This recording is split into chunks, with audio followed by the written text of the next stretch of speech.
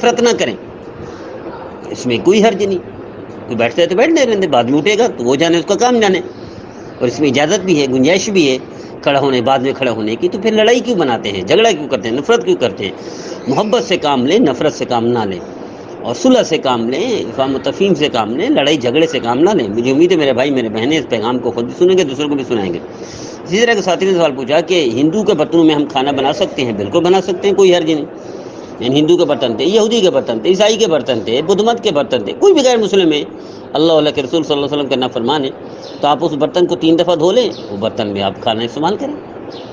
ان کے ساتھ کھانا، ان کے گھر کھانا بھی جائز ہے، ان کو اپنے گھر بلا کر کھلانا بھی جائز ہے، ان کے ساتھ اکٹھے کھانا بھی جائز ہے، ان کے برتن میں کھانا بھی جائز ہے.